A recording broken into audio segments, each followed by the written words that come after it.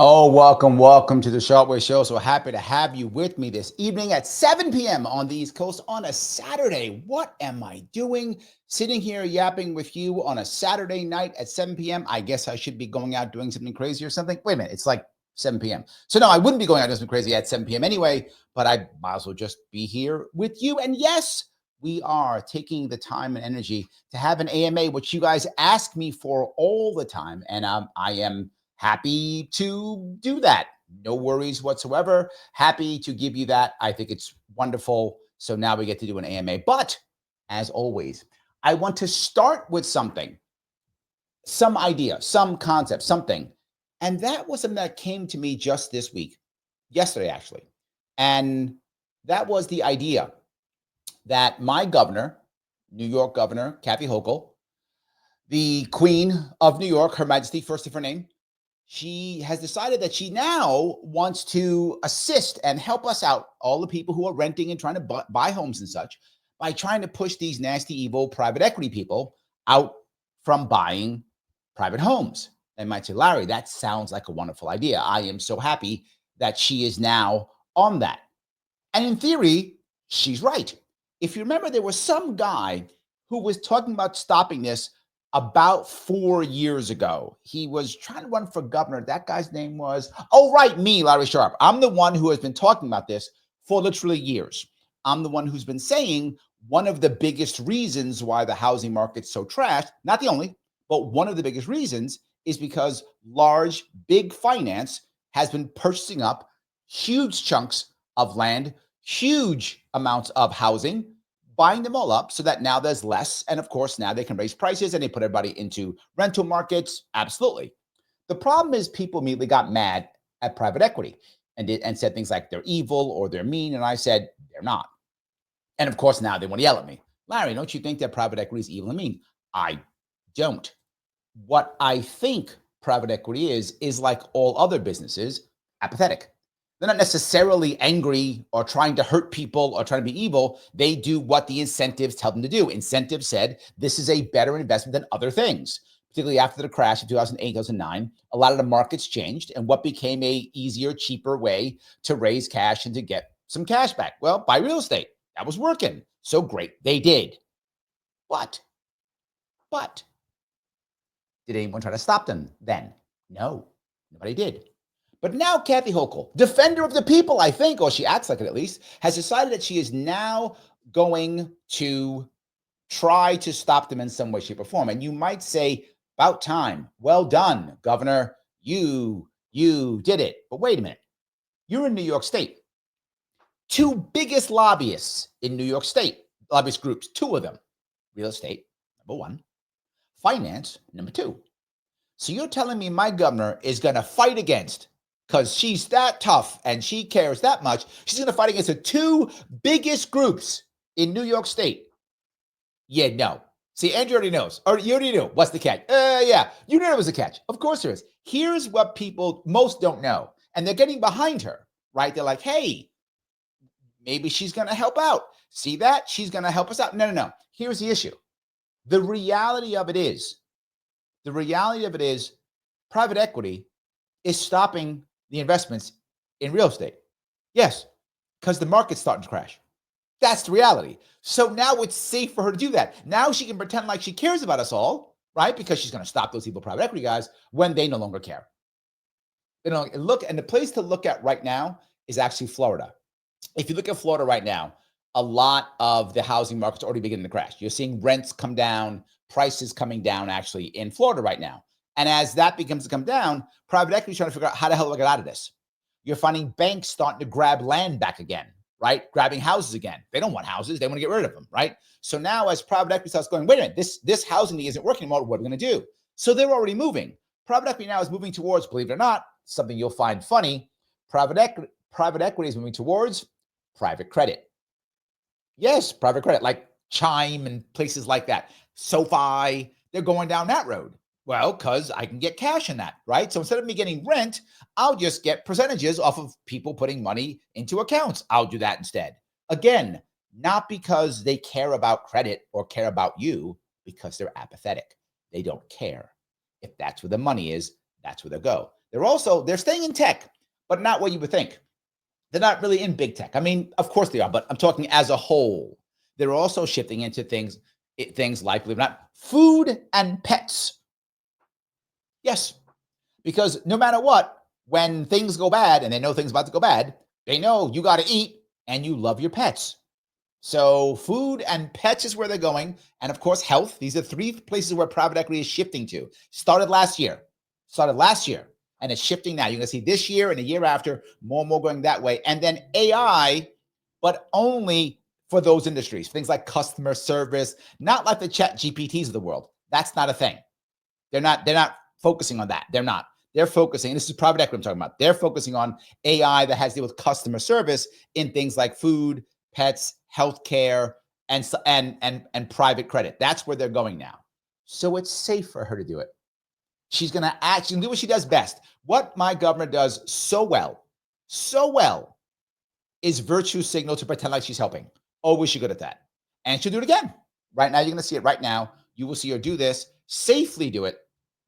We're going to beat up these private equity people who no longer care about this thing. As they shift away, I'll pass a law that says they can't do it or something like that. And everyone will say, wow, how awesome she is. She'll take credit for it and she'll help no one because New Yorkers are already packing up and leaving. We already have a thing in New York called zombie houses. I talked about this 5 years ago, and I warned about this 6 years ago. I said eventually this will get so bad that New Yorkers will simply pack up and leave. They won't care if they have a lease. They won't care if they have a mortgage. They will just leave because they can't afford to stay and they can't afford to leave. So they pick leave. I'm leaving. See you in court. Good luck. That's what they're doing. And banks are like, it's not worth chasing you. We'll just take the house and sell it or whatever if we can. And they're having trouble even selling it now. So even that's a problem, particularly in New York State. So you're saying, but Larry, hold on. How can that be? Well, it's very easy. People are leaving, so they don't want to come back and buy these houses. It's happening everywhere. That is the catch. That is the catch that's happening right now. Guys, I'm going to be taking your questions right now in comments. And of course, I ask all the time, if you can, click the button known as Lima, India, Kilo, Echo. If you don't click that button, people aren't going to know how awesome this is, and they're not going to watch. And Mr. Rhythm, the guy whose first name is Al, and his middle name is Gore, and his last name is Rhythm, that guy loves it when you click the button known as like. You do that, and he goes, oh, people must like this. I'm going to share it with other people. So please do that. Also, if you can share or repost this someplace else, if you want to share it on Instagram, share it on Facebook, share it into a Facebook group, share it on X, wherever, sharing and reposting is helping. Sharing is caring, and I know you care about me because I care about you. Speaking of that, I will be on Tuesday, the 14th, next Tuesday, 10 a.m. I will be in Albany. I'll be speaking at the Maha Action event. Yes, Maha, make America healthy again. I will be there in Albany, 10 a.m. Head over to Teachers for Choice. That is FOR, not the number 4. Teachersforchoice.org to check that out. A lot of people are going to be there, not just me. I mean, I'm clearly the best, the most important guy there. Clearly, duh. Of course I am. But there will be others there who will be almost as cool as me. Very close to as cool as me, but not exactly as cool as me, but close to as cool as me. Many of them will be there. I do want to grab some comments and questions on this if I could. Again, this is an AMA, so I will take stuff, out, right, of I will take stuff out of context because it doesn't really matter. It's an AMA. So yes. Kim starts it off with, bankers have too much control now. This is true. And this is a problem I brought up forever. I'm not anti-finance at all. To have a good economy, you've got to have a strong financial sector. Of course, that's a very important piece of any good economy. The problem with America now is ours is far too large. Our manufacturing sector is under 50%, which is a huge problem.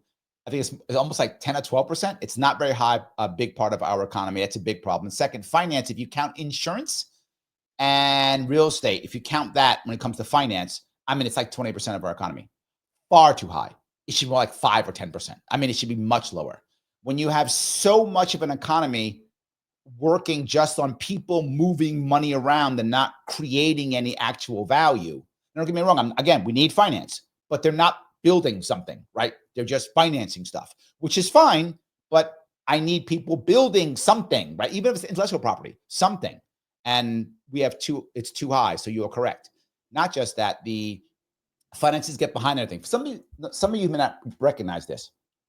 There are a lot of companies who make most of their money on financing, even though they're not a finance company. All right, why? Finance has become so normal and lucrative now. When a company gets a lot of cash, whether they get it from borrowing money, whether they get it from making their product or service, well, now they have a bunch of cash. So, Kim, here I am. Me and you have a company, Kim and Larry Inc. We have a massive company, and we make tons of money. And we now have $100 million in profit. Great. Good for us. Most people would say, great. So now, Kim and Larry, take a chunk of that in a perfect world, give some of that to your workers, take some of that for yourself, invest a bunch into the company to make a better product or a better service. Okay, that sounds like it makes sense. Not today. No, we have $100 million. Can we start a bank? I'm not joking. Let's start a bank. Okay, well, how can you start a bank? You can't start a bank. Well, yes, you can. Because what Kim and I decide we're going to sell is we sell farming equipment. So we sell. So you can take the $100 million and then maybe get some better workers, get some better leaders, give us a little cut, give us a little taste, get our beaks wet, and maybe make better farming equipment. Or we can just start our own finance company, Kim and Larry Finance Company, K&L Finance. And what we'll do is we will finance all of the equipment that we make. You might go, well, Larry, why would I do that? Because now I can keep the pricing exactly the same, start my finance company with my $100 million, and then now I am now the loaner. I'm the loaning agent for all of the farming equipment. Well, now I make a cut. So not only do I get the price that I want, I keep the pricing the same, but now I get a cut every month. So I just raised my profit margin, doing no more extra work except starting a finance company. That's it. That's all I do. Yeah. In fact, this is maybe the 2000s, maybe GE, the company that, of course, like makes appliances and stuff. They made more money on mortgages than they made selling like whatever, washers and dryers that they sell. Yeah. That's bankers having too much power and control in our actual economy, because now we've incentivized them to become banks. We've just said, why would you make a better product when you could just finance that product and make more money? And you've changed anything. So you are correct. And again, this is incentives. We can change that if we want to. So yes, Lunatic Libertarian is in the house. I appreciate you being here, my friend. Phil says, happy Saturday. That's great. Yes, absolutely great. All righty. Josh says, did you get any snow? No, like the whole country got snow except for me. I didn't get any. So I did not get any snow, but it looks like Phil got an inch of snow. All right. There we go. I like that. All right. Vivek is asking a question here. What do you think about Tulsi Gabbard's flip-flop on FISA 702? Haven't heard that. I don't know what that is. Sorry, guys. I can't remember everything. I don't get a chance to see everything, so I didn't see that. Is there any parts of FISA that are good? Was FISA good before? No, okay. Let me give you general rule on FISA and general rule. The concept of FISA is not a bad concept, right? The idea that sometimes there are things that are so secret and worrisome and dangerous that you have to have a special court and a special super secret judge to give you the ability to go do super secret things. I get the concept. I'm not against the idea, but that's not what happened at all. And never. How many times, Vivek, have I sat here and been mad at judges, said how they failed us, said how bad they are, said all the terrible things they've done, and how they have failed us at so many times, so many. This is another example of that. I don't trust our judges. I don't trust our judges in general. In general, they have completely failed us. Most judges in America now, well, I don't know about America. I know New York State. I'm going to assume that goes across the country, but it may not, but I'm pretty sure it does. Most judges only care about their own party infrastructure, and that's it. They're beholden to no one. So here comes someone who says, hey, here's a FISA thing, whatever. Can I go? I think Vivek might be a bad guy. Can I go, I don't know, raid his house at midnight with guns? And the judge will go, yes, that's what happened. He won't go, why? Is he a bad guy? No, they just, yes, all the time. That's happening all the time. They say yes to everything. If we actually had judges who cared about the Constitution and would go, wait a minute, no, wait, why, what, how? Conceptually, I would get it, but it's just not a thing.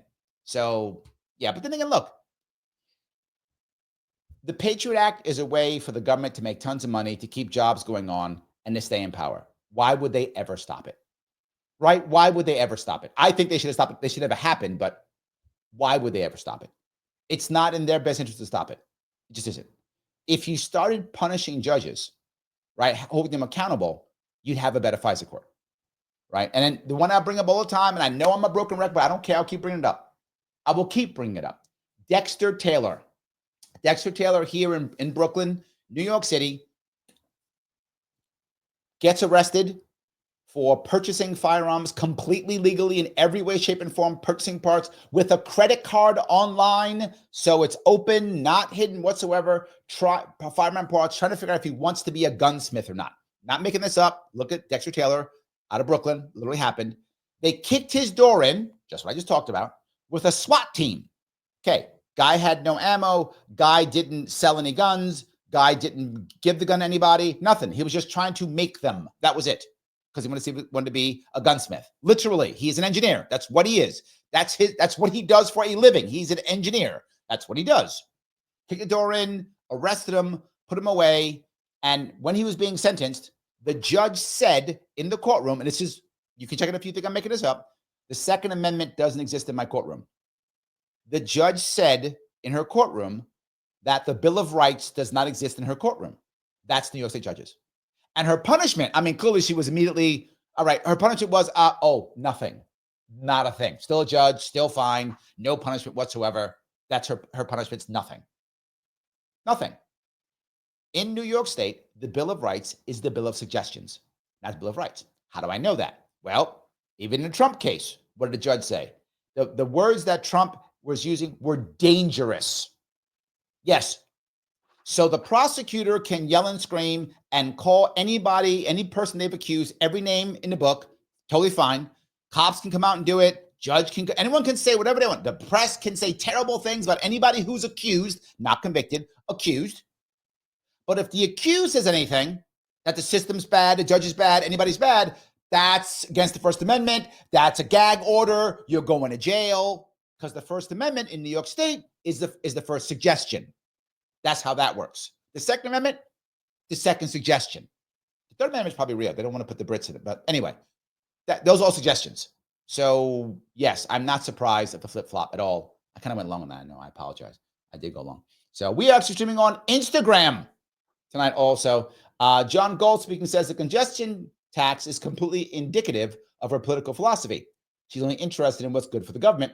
She's discompassionate, well, I like that word, to the common person because she's out of touch. Yes, but John Gold, let me shift that a bit. Let me add or maybe modify that a bit. It isn't that she is out of touch. She doesn't care. She doesn't care. It's not important to her.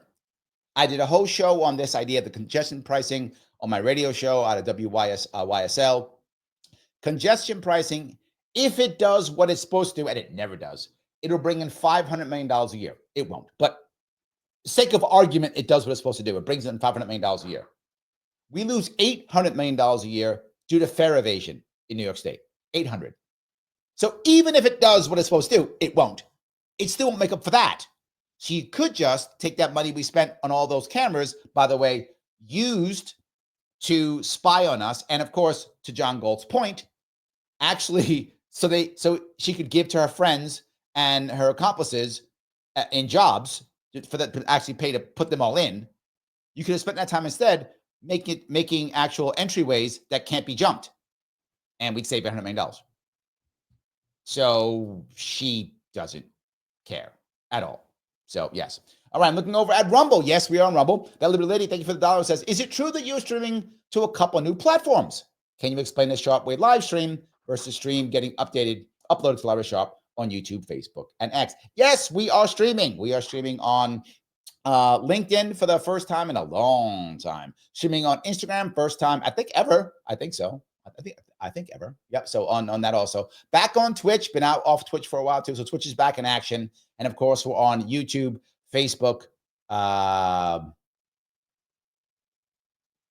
X, and one more. I forgot the other one. We're in a bunch, but yes, we are in a bunch. And this is Sharpe Way, YouTube, Facebook, and X. And I will then upload this tomorrow, not the live, to Larry Sharpe, YouTube, Facebook, and X tomorrow. So I will upload that tomorrow. You get it a day late. You guys don't get the live, the cool live, but you do get a day late if you want to. So you can go ahead and join that. So yes, I hope that was clear. And we'll be uploading other things too, of course. So, all righty. Michael says, Michael, Libertarian Pizza Party says, I posted my comments on Facebook. It's a long comment. I got to go through the entire thing, Michael. I will try to go through it if I can. It is a long one, but I will try to go through that if I can. Thank you for the $2. Now, why did I share that $2? Because guys, if you want to, you can if you want to. Super chat me if you're on YouTube. If you're watching me on YouTube, you can super chat me on Sharpe Way YouTube if you want to. You can also, if you're on Rumble, you can also Rumble rant me if you want to, if you happen to be on Rumble watching either of those two. If you're on YouTube, you can also become a member. Click that join button, $4.99 every month. Keeps me doing more of this and less working. I want to do more of this, less work. That's good. If you want to be a member on Rumble, you can click subscribe only during the live. You can become a member on Rumble. All good stuff if you want to, but no matter what, you know what button to click. The one known as like. Absolutely. That's the one that matters. That's the critical one. All right. Let me keep going down here if I could. Let me see if I can grab the comments as we have so many of them. I will keep going down them, I promise. All righty. John says, do you think audit the Fed will have a chance of passing next Congress? No. However, this is still good news. This is still good news. The idea of audit the Fed, the idea of end the Fed is still a fantasy. Don't get me wrong. Clearly, I want that, but I'm just being realistic. The concept of that right now is still a fantasy. It's not where we are right now. The country doesn't get it. The country is still thinking that the Fed's a good idea. Everything's wonderful. So that's where we are right now with ending the Fed.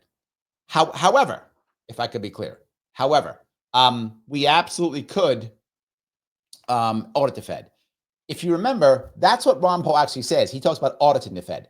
That's what Tulsi Gabbard talks about, auditing the Fed. And now those people are now moving towards and been in the government now. So this will become the norm in the future. The fact that it's even talked about now is a massive change and great, because the reality of it is we actually can't audit the Fed. Why? Because it's not a government agency. We can't just decide to audit it. That would be unfair. We have to have a reason why we're doing it, right? Then we could, if we have a reason, right? Otherwise, can they just audit a company because I don't like that company? Has to be the random or some reason. So yes, that piece. So yeah, I hope that answers your question. I do not think it'll pass, but I think we're on our way. We're closer than we've ever been. If that makes any sense. I do want to head over to LinkedIn. Let's see. LedgerSummit.com is saying, stopping private equity from inflating housing prices is vital. What real policies are needed? The housing crisis is pressing. Is this government intervention enough, or should more be done? The way I think you do it, to be forward with you, as I mentioned this before, is you look for incentives. The problem right now you have with the reason why private equity spends so much time doing it is because it made financial sense. The best way of getting around it is to give them a better thing to invest in. One of the things I brought up in New York State was creating the New York State Social Trust, right? What I call the NIST, the New York State Social Trust. The reason why I wanted that is it copies the idea from the government of Singapore, from Norway, even Saudi Arabia. They all have sovereign funds, and that's how they pay for many of their social issues, right? How can Norway pay for so many, social programs? Well, you have $1 trillion fund with 5 million people. Easy at that point. If New York State can't create that fund, we're an embarrassment. We are the financial capital of this country. If we can't make that, terrible. Make it to where they invest and they get a dividend. You will see them say, I don't want to invest in real estate. It doesn't make any sense. It's risky, blah, blah. Let me put my money into this trust. I'll start making cash. That's how you do it, right? So you de-incentivize them from investing in real estate, and you incentivize them to invest someplace else. That will help pay for social services in some other way, right? About 20% of New York State's budget goes to pensions. Someone should be paying for that, not New York State, right? Taxpayers shouldn't be paying for that. We are, right? We are. So that kind of thing has to change. I think that's how you actually do it. So I hope that answers your question. LedgerSummit.com. You go check him out. I guess he's on LinkedIn. So, or she's on LinkedIn. I shouldn't say he. That person, there we go, is on LinkedIn. So yes. All right. Let's see here. Lunatic says, what's the best way to contact investors? I have a business plan for my vending machines business for CBD products. The best way to contact investors, usually for something like that, generally speaking, you want to go to industry events. Industry events tend to be the best way to talk to investors. People who want to invest very often go to industry events. The problem is you have to get through a lot of people, right, who are doing that. The second piece is find people who politically align with you and look for their donor class, right? So who politically aligns with you, and then who is their donor class? Generally speaking, the heavy hitter donor class is also the investor class. That's not a 100% rule, but it's very common. It usually overlaps. So whoever's in your area, Lunatic, that you think would support this, any politician, if you can go to them, right, and say, hey, I have this plan, can I talk to some of your donors? Or you can just look, you can find the donor base if you want to, and go look and give them a call, reach out to them. It also works. So donor base of a politician who would support this concept or idea. Go to an actual politician who might support this idea because they might want to back you so that they can raise money off of it also, another idea. Also go to industry events and see who's donating and who's supporting small guys like you. Generally speaking, investors like a type. In other words, they prefer to be angel investor, or they prefer to be, private equity investor, which is different levels, right? Are they startup? Are they venture cap? What are they? So I would look at that level too. Those two is where you want to go. I start industry first, politician second.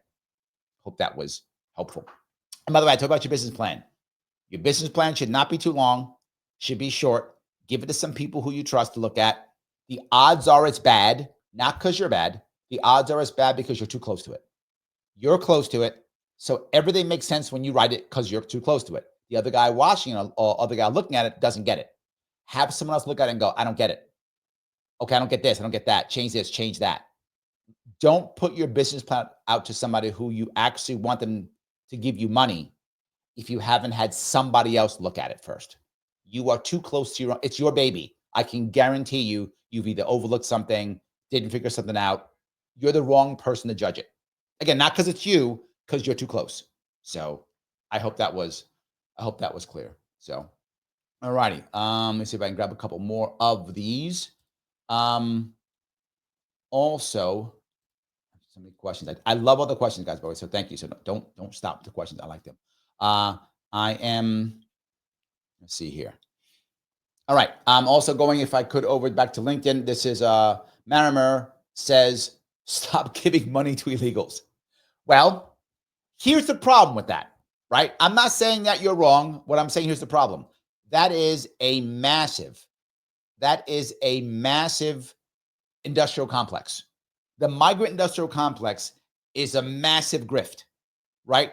It is a massive grift.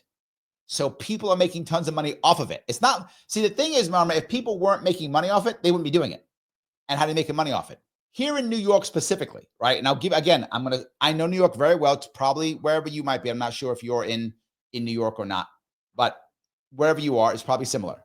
People are able to make money off the migrants through the government, right? So one of the reasons why New York City's housing or homeless problem got worse was because there used to be a homeless industrial complex. It still is, but not to the same level. So what would happen is hotels and places like that would take in homeless people, and the state would pay them for it every month, every day, right?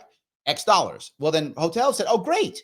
So I'll guarantee have my hotel filled. I got my butt kicked from the lockdowns, so I can make up all this cash by having my hotels filled every night for months on end.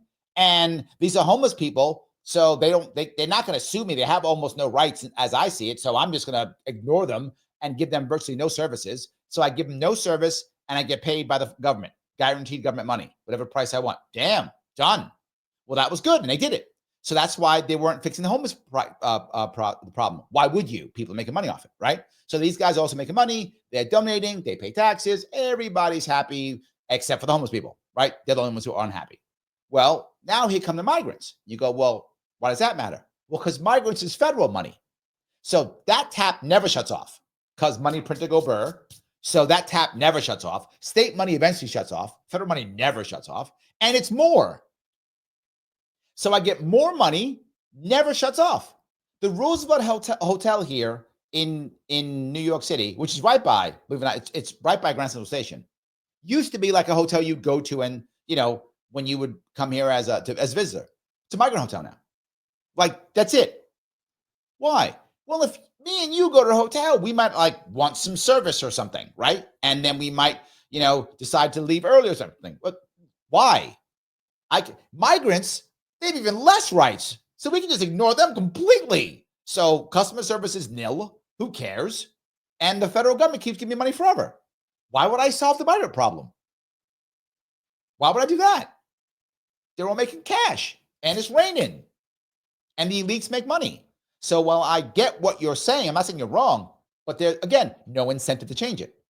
So why would you? No incentive. So Matthew over on LinkedIn says, good insight, Larry. Thanks. I'm glad I'm able to help. There we go. Christine, thank you for the super chat, $5. Larry, do you speak Greek? You talk super fast. My son's father's Greek, and he talks really fast too. I do not speak Greek. Well, I speak really bad Greek a little bit. That's it. But no, I don't speak Greek. I just speak quickly. That's all. It's just fast. I try to slow down sometimes, but it's hard for me because I get so excited and interested in what I'm saying, and I want to get so much out that I just speak so fast. I try to slow down. If you hear me often, when I realize I've gone too fast, I will come back and repeat what I just said when I recognize it. I don't always recognize it, though. That's the problem. I don't. I just keep going. So no, I'm just a fast-talking New Yorker. Does it mean you don't trust me, Christine? I hope you do. I'm trying to be trustworthy to the best of my ability. We'll see if you trust me or not. I mean, I trust me. Not sure that's good or not. So yes. Ad Rock over on Instagram says, that's the sad part. People are okay with the minimum they get from the government. This part, okay. This part right now, right, that you just brought up, Ad Rock, is critical. I call this, by the way, the at least mindset. The at least mindset is, well, let's have a government program. Okay, but it's not going to work. You can see how it fails. Yeah, but at least there'll be something. Yes, but now there's something. It's a monopoly and it's garbage. So you've just ensured that the people who are hurting stay hurting. What government does well when it comes to people, almost nothing, but what it does well when it comes to people is it maintains them just below death. It's good at that.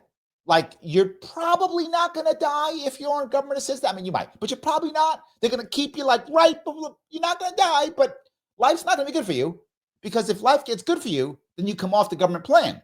If you come off the government plan, well, then where's the jobs in that? If I solve the problem, well, there's no jobs in that. What? No. There's no jobs in that, right? Again, incentives. There's no incentive to fix it. Why would I?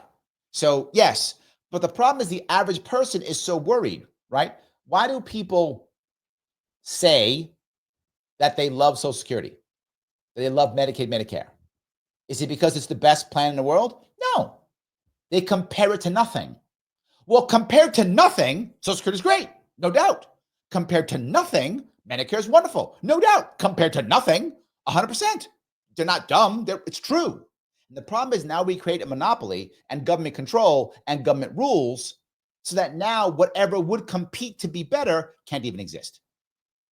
So we just get that little bit, and that's all, nothing else. So thank you for that comment, Ad Rock. I agree. That's a good comment. So, all righty. Kate, thank you for the $4.99. Super chats always appreciated. How do you decide where to put your money? Everything seems evil. Well, it seems evil, yes. The question is it evil, right? Is it evil? And as I say, generally speaking, it's not evil. Generally speaking, it's apathetic, and the outcome may be evil. That makes any sense, right? And the best one I can give you is military industrial complex, making bombs, right? Companies are making bombs and missiles and whatever. Clearly, they're killing people and blowing people up. Obviously, it's what they're meant for. Do the companies themselves want to kill people or blow people up? Of course not. They don't care. They don't want to do that. If they could make the same amount of money without having to compete, which is the military industrial complex is so powerful because no competition. All they have to do is bribe the appropriate congressmen, senators, deep state people. That's it. You bribe them, you win. That's how you win. You're not competing in the marketplace, right? So they don't even know how to compete in the marketplace. They never have had to. They have no idea. They just know, oh, we own these guys. We pay them. They're on our payroll. And I mean, not officially, but yes. So they're on our payroll and they'll give us contracts. Great. They don't compete. If they fail, so what? If their product doesn't do well, they just get more money. So, I mean, it's amazing. So would they do it without making bombs? Of course. Of course. If there was some way they could sell trucks, right? Or they could sell computers with, again, no competition, just bribe the right guys, give them whatever money they want, they would do it. They don't care. So I don't think it's evil necessarily, Kate. Think about what the outcomes are, then decide if it's evil or not, number one. But number two, generally speaking, where do you want to put your money? Here, if you are very wealthy, that's different. I'm assuming you're not very wealthy. That's my assumption. Otherwise, you'd have a financial advisor, which you may or may not trust.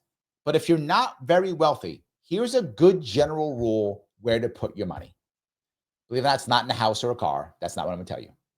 Generally speaking, where you want to put your money is going to be in a small, some type of safe fund or bank or something like that, a little bit every month, no matter what. Now, if you can afford it, cryptocurrency too. Now, the problem with cryptocurrency is, as a general rule, if the cryptocurrency has a CEO, it's a gamble. I'll say it again. If the cryptocurrency has a CEO, it's a gamble. Bitcoin has no CEO. Right? There's the advantage. If your cryptocurrency does not have a CEO, much better. If it has a CEO, more of a gamble. But cryptocurrency for the average person is basically one of the only ways you can explode and gain massive wealth, right? It's one of the only ways for the average person to do so. You're not going to gain massive wealth in real estate unless you're going to be flipping houses and stuff, and that's a massive gamble. Most people lose in that anyway. If you want to try it, Kate, please go ahead. I don't want to say not to. But I don't know how old you are, Kate. But if you're planning on at least investing for 10, 20, 30 years, I literally would start with I'm making this number up. Again, depending on how much you have to spare, take $200 a month and put it into, I don't know, the NASDAQ, a fund, that kind of thing, right? Take $50 every month and buy some cryptocurrency you believe in, Ethereum, if you believe in Ethereum, or Bitcoin, whatever you want, right? I buy Bitcoin. Right, I have a bunch of Bitcoin, not a lot, but I've been having it for a while. So I've got some Bitcoin. I keep investing because it keeps going up. So I just keep investing in it a little bit every day. A little bit every once in a while. I put a little bit extra cash into it. That's what I do. That's my investment. Eventually, one day, if I get in trouble, I'll cash it out, or I won't. Whatever. So if you're looking long term, small amounts every single month into something that's relatively safe. If you feel comfortable, the future, if you feel comfortable in it, that is, I do, because again, private equity is putting money into it now. And that is those high yield bank accounts. Most of them are being supported right now by private equity. Most of them now have enough cash in them to be safe. So I would consider something like that too. They're like, again, I brought Chime, SoFi, places like that. You get like 4 or 5%, and you can put $100 every month in. And now you make an investment. It's starting to grow. Now, if you can get a decent amount, you can actually beat inflation. I mean, that's hard. The problem is inflation has been so bad recently, and the stock market, can barely beat inflation now. So you have to beat inflation now, which is even harder. So I do like the idea of cryptocurrency. I do like the idea of slowly putting money away. I think it's the best way of putting your money away. Now, I add one more thing, and this is going to be a tougher one. Put money in yourself. Now, what does that mean? Does that mean I want you to go back to college and get a master's degree? No, that's a colossal waste of time, unless you want to work for big business or government or academia. If you see your future in big business, government, or academia, go back to school. It is worth it. Only in those cases. If you say, I want to work for government, big business, or academia, if that's what you want for your life, 100% go back to college. It is a great idea. If you don't want to do that, going back to college is a colossal waste of time, money, and energy. So I'd invest in yourself. What does that mean? That could mean a business. That could mean physical health. That could mean understanding finance better and knowing what to do and how to do it. All those things. Investing in yourself is insanely important. So that's where I'd put your money. I put a lot of my money into, believe it or not, my food, as I tell you all the time. I worry about what I eat. That really is important to me. So yes, I hope that was helpful, Kate. Rick says, the LPS show just keeps getting worse. What's the chance of a more libertarian GOP post-MAGA? This is a tough one. You're right. It's getting worse. The problem we have with the LP, and I know a lot of you don't, some of you hate when I talk about the LP. I hate when I talk about the LP. I do too. But the problem we have with the LP, I won't go to, usually I get triggered. I won't get triggered this time, Rick. I promise I won't get triggered. I usually do. I will not get triggered. The problem with the LP now is we don't have high profile, savvy candidates that can move us forward. The LP is a Libertarian Party. The movement has lots of people in the movement that are great. And that's different. The movement is not the party. The party requires more candidates who are savvy, can raise money, and who can put the message forward. We don't have many of those, right? On top of that, we need people who can raise money to then, of course, get ballot access. If you don't have ballot access, the LP has no power. I know people get mad. The LP is supposed to be, no. The Libertarian Party, the party, not the movement. They're two separate things. The movement has some good people in it and doing some fine work. I'm talking about the party itself. The party has to have ballot access. If it doesn't have ballot access, it means nothing. It needs to focus on ballot access. And if it does that in the next couple of years, we'll be fine. If it doesn't, we're in trouble. What's the chance for more libertarian GOP post-MAGA? Generally speaking, what the Republican Party does, and you can see it in what it's done in the past, it takes a movement, says it is the movement, crushes that movement, and then absorbs it into the establishment. Remember the Tea Party, Freedom Caucus. Yeah. So I don't know. The past has not shown the Republican Party can do very well. The past has not shown well. But could it change? Maybe. I think it's possible. Could we have a more libertarian GOP? Why don't you ask Congressman Justin Amash? Oh, wait, you can't. He's not in Congress anymore. You could ask the people who run the Freedom Caucus. Oh, wait, no, they're all gone. You could ask Thomas Massie. Oh, wait, yeah, he won, but he got primaried more than once by establishment. Yeah, not looking good is what I'm saying, Rick. I hope I'm wrong. I'm going to be very clear. I hope I'm wrong. And I hope the GOP becomes more like Thomas Massie, more like Rand Paul. I hope it does. I'm not sure it will. I think we still have to fight as libertarians to try to have a better party to be able to push them our way. Now, the advantage we know that we had an ability. Why?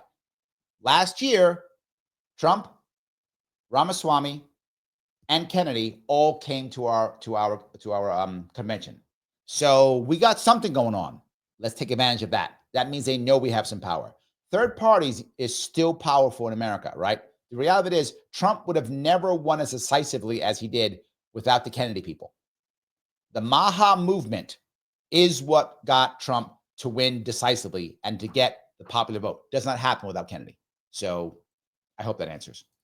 Michael says, I usually invest through Acorns. A lot of people invest through things like that. I like the idea. I do. So great. Thank you for that, Michael. Guys, thank you so much for the super chats. Again, if you want to super chat me, you can if you happen to be on Sharpe Way YouTube. But you can no matter what. Click the like button. You can share no matter what. Absolutely. It does matter. Every share counts. Please share. No matter where you're watching, the button known as Lima India Kilo Echo is going to help no matter what. So please don't stop that. It does matter. And sharing is caring. And you know I care. Of course you do. Yes, absolutely. So Mike says, by the way, Greenland is now open to deal with Trump. So the fear mongering seems to have helped motivate a deal that in 2019 got no traction in news coverage. Here's the issue, as I mentioned earlier with Greenland. The people have to decide. And that's why you're saying Greenland's open. People think Denmark has to decide. Denmark does not have to decide. The people of Greenland have to decide. That's the issue. If the people of Greenland agree, then it can happen. If they don't, it cannot. That's the issue. Last I checked, there was not a huge movement in Greenland to become American. Last I checked. I don't know if that's changed or not. So last year there was not, but maybe they want to come up. I don't know why they would, but maybe they do. Is Denmark not good for them? I don't know. Maybe they want make it rain money. Maybe they want their check too. Maybe, Mike. I don't know. We'll see. So, yes, we'll see if that's true. All righty. Love my canine. Thank you for the $5. Would you speak a bit on NATO, please? Why is Trump anti-NATO? Benefits of NATO, Ukraine, NATO significance. Yes. All right. NATO. NATO should have been ended once the Soviet Union ended. And a lot of people think I'm wrong. Doesn't matter. They are wrong. Right? They are wrong. NATO should have gone away after the Soviet Union went away. NATO's goal, the entire point was to fight against the Soviet Union, which the Soviet Union, by the way, for those you don't remember or you're too young to know, had its own NATO. It was called the Warsaw Pact. They signed an agreement in Warsaw, Poland, and that was all the communist bloc or Soviet puppet states, whatever, all together to stop NATO. It was NATO against the Warsaw Pact. Well, the Warsaw Pact was gone. Didn't exist anymore. It's gone. Why did NATO stay? NATO should have gone away. All NATO does is bad. Let me be very clear. It's bad. It's not good. What NATO does is it creates Russia as an enemy. At one point, Russia asked if it could join NATO, and they said no. Well, then why? Well, Larry, we need some kind of group. Okay, you have the EU. That's fine. You have the EU. But Larry, what if something happens and the world has to get together to fight? We did that already. It was Kuwait. You create a coalition of the willing, and they go fight the war if they think the person's bad or the thing is bad. So could we have stopped? Here's my argument against NATO when people talk about Ukraine.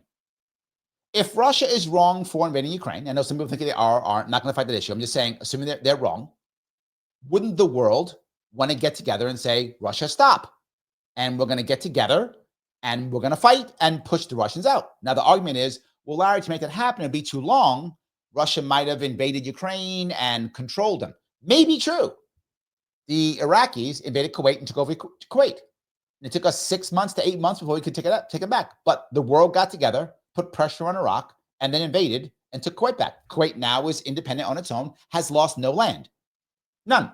Kuwait is now, it took a year of to being brutalized under Hussein. That's true.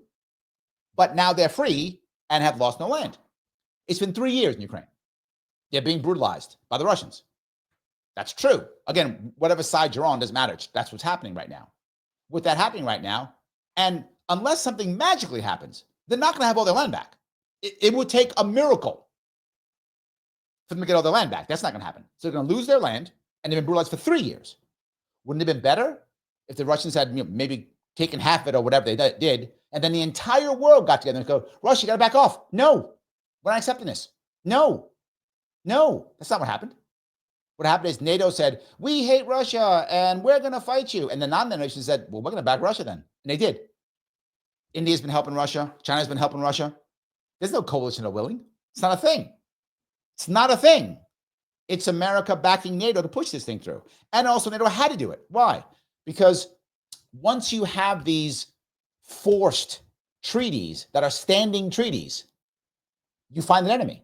We found one in Serbia. Remember that? We went and fought in Yugoslavia for what? That was NATO bombing people in Serbia for what? So we find enemies. The reason why World War I happened was standing alliances. World War I causes World War II. Why? Standing alliances. Standing alliances are a bad idea for America. It's a bad idea for the world. What's the old British, is it British saying? Britain has no eternal allies, only eternal interests. That's every country. And that's what they should be. So NATO was set up as a way of funding the military-industrial complex. Why? If you become NATO, you have to have NATO available equipment, materiel, right? So in NATO, you use the 5.56 millimeter round. That's what you use, right? You have to. Why? It makes sense. Because now it doesn't matter where we are. We're using the same rounds. It doesn't matter whether I'm French or whether I'm German or whether I'm Polish. I got the same bullets. So we're good, right? I got the same everything. So we have to unify everything. Make everything uniformed. Sorry, not uniform. Make everything uniform. We have to, which makes sense. I'm not mad about that. Same kind of rounds, same artillery shells, right? Same kind of stuff, right? Makes sense. I get it completely. And you have to spend a bunch of money on this, a certain percentage. I think it's 3%, maybe 2%. I think it's 3% of your GDP you must spend on military. Well, who's selling out military? We are. So now you have to buy from us. So NATO is a jobs program for America. You think I'm joking? I'm not. Now, I'm not against Americans having jobs. I think it's wonderful. But we should be having jobs making things that help people. Going back to Kate's problem, I'd like it to not be evil. Here's the part. Of our manufacturing in America, about 50% is somehow connected to the military-industrial complex. About 10% acts like bombs and weapons and such. But all the rest are things like trucks and food and whatever. The military-industrial complex runs a huge chunk of our manufacturing. Well, why? NATO. You want the benefits of NATO? Upstate New York, half the jobs, new jobs upstate New York, all come out of military-industrial complex. That's the benefit of NATO. That's the reason. Why is Trump anti-NATO? It gets us into wars. That's why. That's why. Now, the argument that people will tell you about Ukraine, some of you are going to be mad, but you ask, I don't care. We have to stop Russia, they will say, because if Russia gets Ukraine, they'll conquer the rest of Europe. Oh, okay. So to stop that, we have to make Ukraine NATO. That's the argument. So if he wants to take over Europe, why does it matter after Ukraine's NATO? Because he won't attack NATO. Oh, so once he conquers Ukraine, the next countries are all NATO. Well, yeah. So you just said he won't go through NATO. Right. So how's it take over the entire world? Well, Putin's evil. That's not an answer. It doesn't make any sense. If NATO was a magic wall that he will not attack, well, then the wall's right after Ukraine. Why be worried? It doesn't make any sense. Well, once you get Ukraine, he's going to attack the rest of the world. You just told me NATO's a magic wall. It's a magic wall, which is now all around Ukraine. So if Ukraine falls, no one else gets attacked. Why? Magic NATO wall. Doesn't make any sense. This war is a proxy war to harm Russia. That's what this is. Whether you think Russia was right or wrong, whatever, right? I do not condone Russia invading.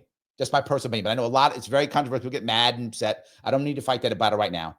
But the point is, regardless of what you think, the idea that he's going to take over the entire world is insanely stupid. He can't conquer Ukraine. 3 years, he can't conquer Ukraine.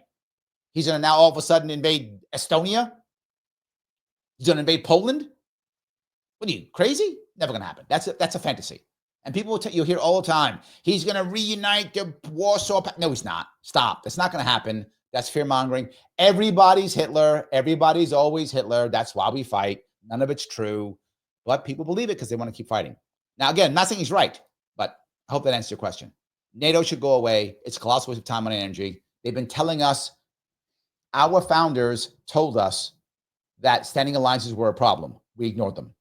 Our founders told us that political parties were a problem. We ignored them. We should not have ignored them. They were right. They were right.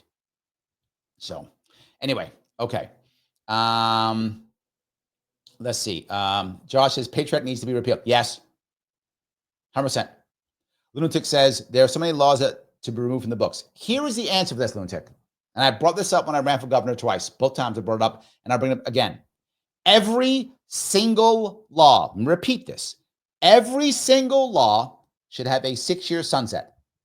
If it is not if it is not reauthorized, it goes away in 6 years.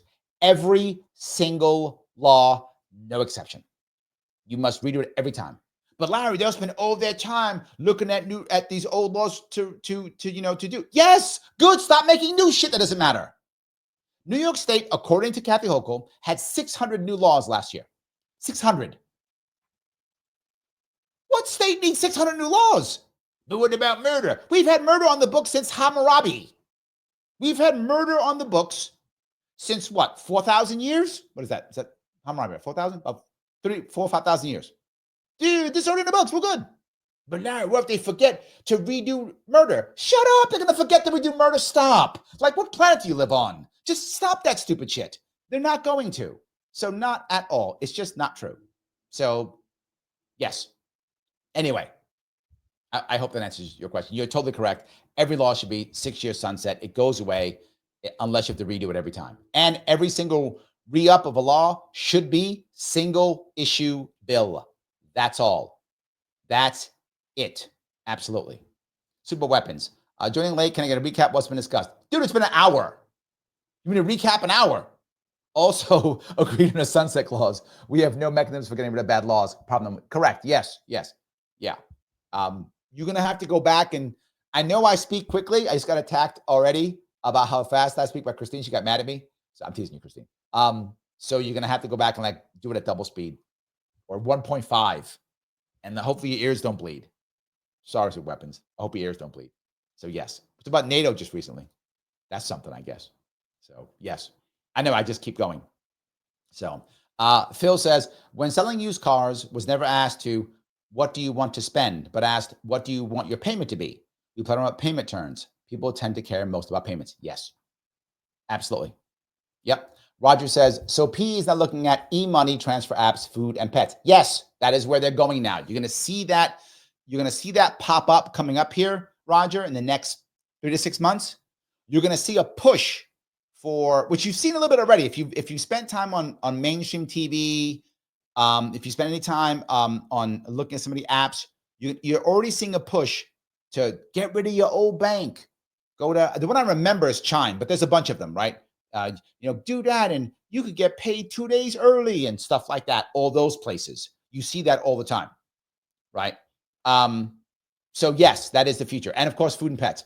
Pets are exploding, right? People, and this is a sad thing for America, but it's true.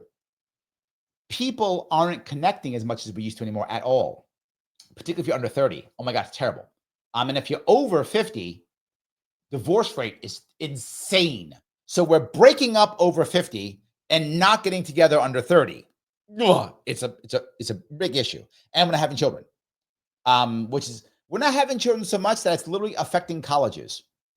Yes, the crushing of the American family that's been started for years is now catching up. So there aren't enough people who are now 18 years or older to join college anymore. Now, college in general, people have been, particularly men have decided to not go to college anyway. They're like, it's stupid, I don't want to go. And then there's not as many kids. So what have we been doing? This goes back to the last thing that Trump was talking about. We've been bringing on foreign students like there's no tomorrow. We are filling our college with foreign students. Why? Americans aren't going. There aren't enough kids. And then those who are here don't want to go. So we got to bring on the foreign students in, and they'll pay more because they're foreign students. So colleges can break them over the coals, right? Again, note this thing.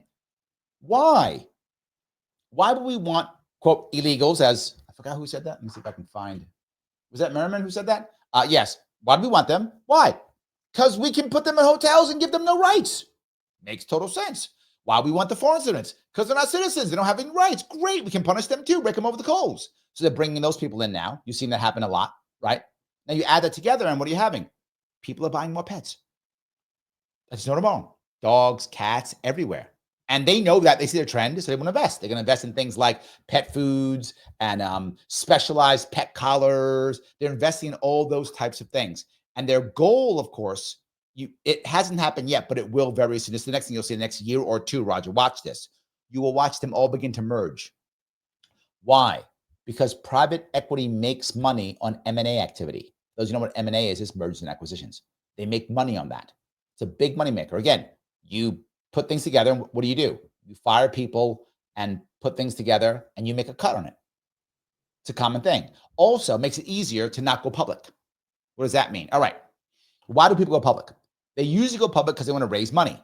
So I want to raise much money, so I go public. But if I go public, now I'm responsible. I might go to jail with the new rules and such. What do? Two choices. Choice number one, I go public someplace else. Literally. Toronto Stock Exchange exploded after Enron because we made all these rules to make it harder to go public in America. So they went, well, we will go public in Canada instead. They went to Toronto. Toronto was like, Canadians were like, yeah, please put all them rules. We love it. So everybody went to Canada to go public.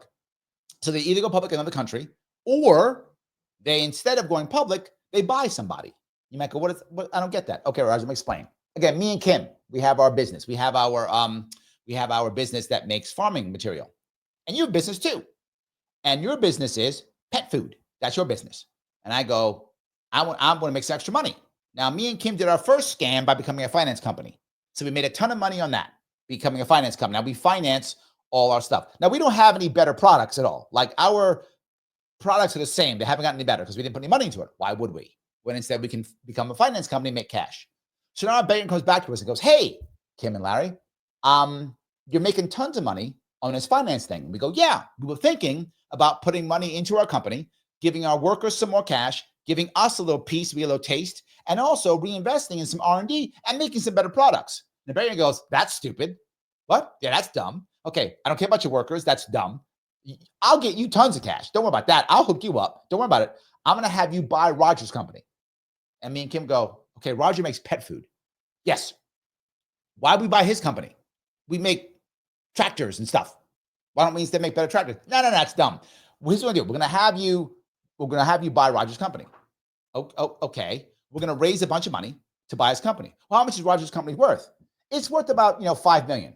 Well, it's nice, but we make a lot of money. No. We're going to buy it for like 15. What? Yeah, we're going to raise like $15 million to buy his $5 million company. That literally is what happens. Now, Roger goes, I don't want to sell my company. I like my pet food company. Roger, we'll give you a check for $6 million. Oh. And you can stay on for a little bit if you want to. We'll give you like a year salary. You'll stay on as like, whatever, advisor or whatever. And we'll give you $6 million cash. And you go, I'm going to sell my company. So they go off and they raise $15 million. They give Roger 6. I'm not joking. He takes the money and goes, thank you so much. Take my company. We take the company, Roger's company, and we sell everything. All of it. We sell it all. Everything. Well, we sell it all. We get a couple $1 million in our pocket. We just made that money, plus $15 million that we got from that.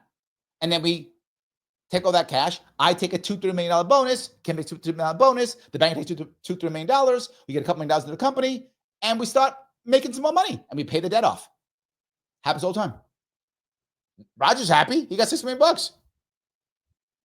You're going to see a lot of that happening. That's going to start happening this year and next year. And because you want to consolidate. So I could compete against someone, or I could just buy them out.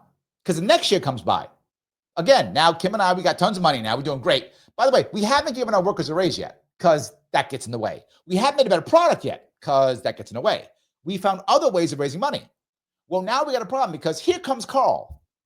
And Carl's savvy. Carl actually makes a very impressive tractor. It's really good. Way better than ours. Ours is years old because we haven't done anything special. Me and Kim, we got lazy. We ain't doing nothing. We are lazy. We just making cash every other way we can. Well, Carl's he's hardcore. So he's making a great tractor. And I go, damn, Kim, we're going to have to do some work now. Carl's coming up on us. He's taking part of the market. He's good. Baker comes by. Larry, Kim, stop. Okay, stop. I don't care if your workers suffer. Let them fire. They're expendable. Who cares? That's what he says to us. He says, don't worry about that. Don't make a better product. Who cares about our farmers? Don't worry about that. We're going to buy out Carl. What? So buy him out. But Carl's doing great. I know, we'll buy him out. That's going to happen. So now they write Carl a check. They raise $15 million. Write a check to Carl for $8 million. Carl goes, oh my God, thanks for $8 million. Walks away. We take his stuff. What do we do? We sell it all. Or if we want to, we keep it. If it makes sense, we keep his stuff and sell ours. If his stuff's better, we keep his stuff, sell ours. And then if we sell ours, we fire all our employees and use his employees now. Done. Again, Kim and I, we just use banking. So I know that sounds horrible. It's just true. It's just true, right? Many times you guys hear me on this show, and I hope you get, I'm not trying to be negative. That isn't my goal. My goal is to get you to understand how the system works so you can act accordingly. That's the goal. Understand how the system works so you can act accordingly. Two good facts. Thank you for the $2. So are we the bad guys globally? Well, let me give you a story that I heard. This is from, I think, was the Middle East? Maybe. Guy in the Middle East is talking to somebody. I a video? Forgot where it says years ago. He says, you Americans are funny. You make movies like Star Wars and you root for the rebels. You don't understand. You're the empire. We're the rebels. You root for the people who are against you. That's how the world sees us. The world sees us as the empire. Yes. That's how they see us. You can ask people. They say it all the time. Yes. They see us as the empire. It is true. I wish it wasn't, but it is. I remember chatting about the Middle East, talking about how you'd have to fix something. I was explaining how to fix it. You have to fix whatever. And someone joked and said, Larry, you should go over there and fix it. And a guy who was from Denmark, he said, just what they need, another American in their stuff. And he wasn't joking when he said it. That was meant to insult me. It was meant to insult us if you're an American. That's what it was meant to do. And he's Danish. Like, so it wasn't like he was like, whatever, Palestinian or something like that. No, Danish. Just the world needs another American in there. That's what he said. So, yeah, that is how they see us. I know people don't like to hear that, but it is how they see us. Yes. All righty. So if I can grab some of these if I can. Brendan says, America and Canada should remove minimum wage, add UBI instead of welfare and Social Security, or use negative income tax and remove all tariffs. I have thought in many ways about UBI and negative income tax and such. And I understand the theory behind UBI completely. I definitely understand the theory behind it. The idea, of course, is if you just give the money out, then, that would be better than having to go through all the bureaucracy.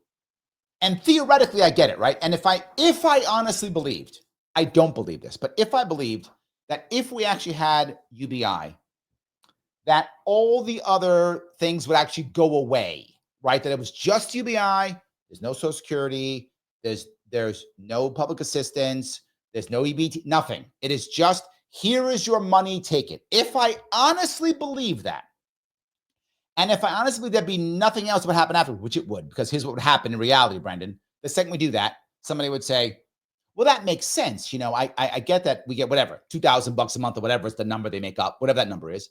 But I have 4 kids, so I need 2,500.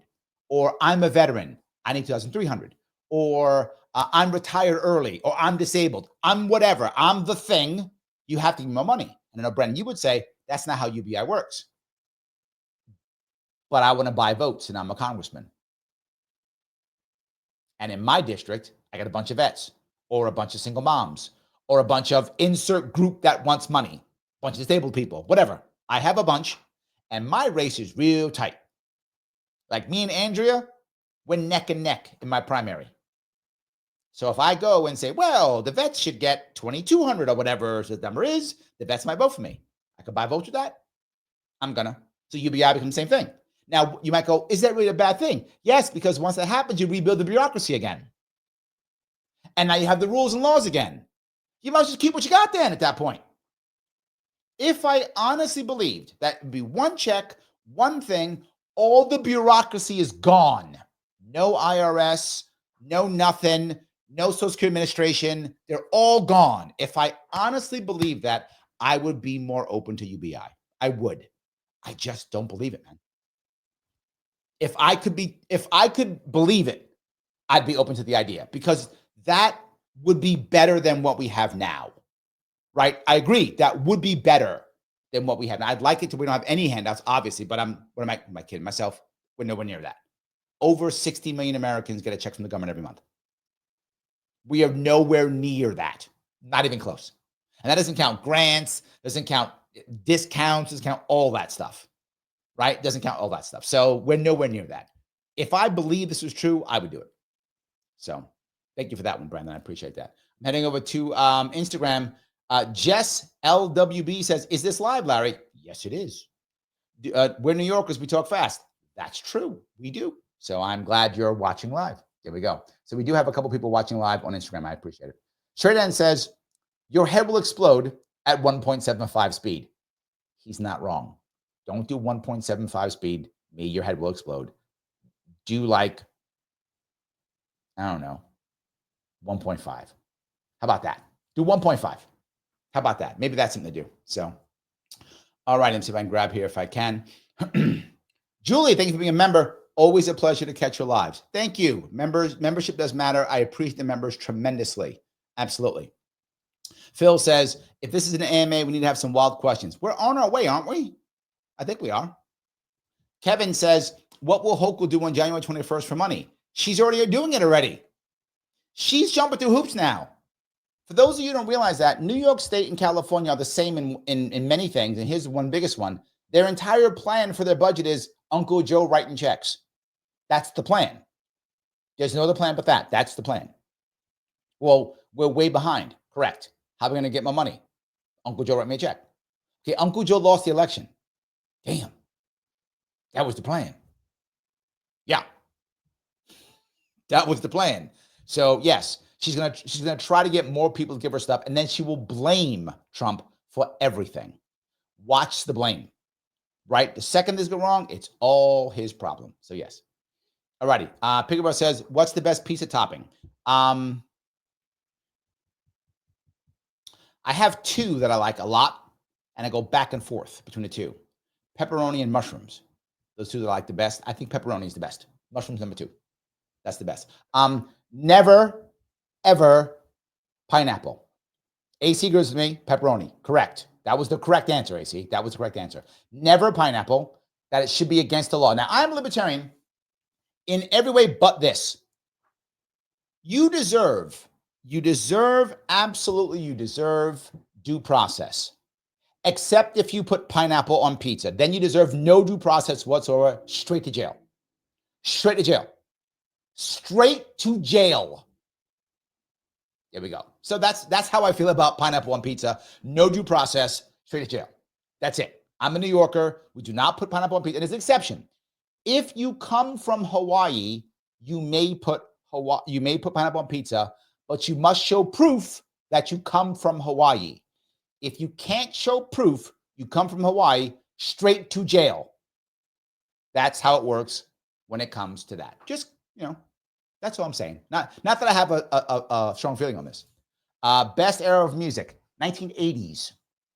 70s too, but 80s, 1980s. Why? Because that's when I was in high school. So yes, that's the reason why. That's the only reason why. So yes. Julie says, black olives. Now focus, people. See, that's your fault. See, Phil, that's your fault. We didn't focus because you. Blame Phil. Julie, don't blame me. Blame Phil. That's who you want to blame right there. All right? Don't blame me. That was fun. Julie says, mushrooms have great value as topping. Yep. Also true. See that? I'm right. Those are two big ones. I was right the whole time. Yes. And then Pickleball goes, nobody throws tomato at me but pepperoni and pineapple. I told you about that. Pickleball. No pineapple. You were good with, you said pepperoni first. So because you said pepperoni first, I'm not going to put you in jail for pineapple because you said pepperoni first. So you'll be okay. All right. Phil says, I think you're right about praise of the 80s. Yes. 65 to 75. Not bad. I agree. Early hip hop. Yep. Early hip hop was amazing. 100%. Yes. 100%. Yes. All righty. John says, do you think the next Congress will repeal the 16th Amendment? Are you high? What? Never. Never. You might as well go say, do you think the next Congress will make sure it doesn't make any money? Never. Never. Straight End says over on Rumble, I thought Trump was crazy for campaigning in California and talking about water. The fires have shown me the Trump way. The thing that people didn't get, and when this was happening, and I talked about this, Trump going to the Bronx. Did I think Trump was going to win the Bronx? No way. There is no way that I thought Trump was going to win the Bronx. No way I thought it was going to happen. Was it right for him to go there? 100% yes. It was a brilliant move. What it did was it showed the rest of the country that Trump will go anywhere when Harris would not.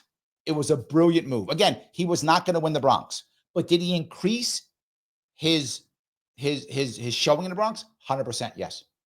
Of course he did. That's one of the reasons he did so well in the popular vote was because of going to California and going to New York, right? And of course, the other thing is he raises a lot of money in California, raised a lot of money in New York. A lot of people raise money. So yes, absolutely. So there we go. All right. Straight on. Thank you for the $3 now. I appreciate it. Marshall says, no, French or Italian, obviously about the hand movements. How dare you call me French or Italian? Any Latin, when you see right here, the flag of Deutschland. When you see the flag of Germany right here, you would dare insult me, Marshall, by calling me French or Italian. You see the flag of the fatherland right there. Right there. Come on now. I don't see a Greek flag there. I don't see an Italian flag there. I don't see a French flag there. I don't see that. It's two flags. American flag, which is what I am, a proud American. That, by the way, is my father's flag. He was a veteran. When he passed away, they gave me that flag. And a German flag represents my mother, represents my father and my mother. My father, American, serviceman. My mother, German. My father met my mother in Germany. And that's where I come from. So yes. So that's my mother and my father right there. So don't do that. Anyway, we can keep going. There we go. All righty. Let's see here. Phil says, Chicago deep dish pizza is almost like lasagna. It's so good. Okay, yes, but it's not pizza. I'm not saying it isn't a good thing. I'm saying it's not pizza. That's all I'm saying. So just keep that piece in mind. It is not pizza. So yes. All righty. Over on Instagram, JW says, so what is Larry up to nowadays? Doing this and raising money and hopefully trying to get back in action to where I can actually run for office again. So yes, absolutely. JW goes on to say, have you heard Jimmy Dore's argument on ending the Electoral College? I have not heard that argument. I don't see us ending the Electoral College anytime soon. I don't. I can't imagine us doing it. I mean, it could be done, but it's not. The country's not there yet, right? Particularly after Trump won the popular vote, I don't see it being a thing anymore. I mean, maybe, but I don't see it. What I would do, I'll tell you what I would do, JW, is I will look at that and see if I can find it and give you my opinion on that. I don't know. So yes. All righty. Let's see if I can go down here. Kate says, which is a better return for you, YouTube or Rumble? Of course, Rumble. YouTube smacks the hell out of me always. YouTube, yeah, always. 100%. Always. YouTube, yes. YouTube is the nanny state. It's the nanny state in every way, shape, or form. So, all righty. The AC says, every time I see Bitcoin, I think it couldn't possibly go higher. Man, I wish I'd have bought a bunch of it when it was a couple $100 each. Here's the part that gets me angry. On a personal level, just me personally, I'm mad at myself for this. People came to me. I'm a libertarian. I've been libertarian for many years. People came to me when Bitcoin was $200 a Bitcoin. I should have put 10 grand into it then. I didn't. Talk about FOMO. Yes, massive FOMO. Like massive FOMO. Yes. Kate says not wealthy. I assumed you weren't, Kate. Otherwise, you probably wouldn't be asking me. You would have, for those who don't know, one of the most important things that people who are super wealthy do is they literally have what's called a family office. They've never heard what a family office is. People have so much money, I'm not joking, that they have to have a group of people, a company that manages all their money. That's called a family office.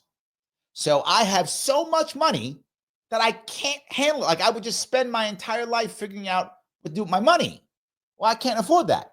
So I pay people with an office and people to spend my money because I can't spend it. I got too much of it.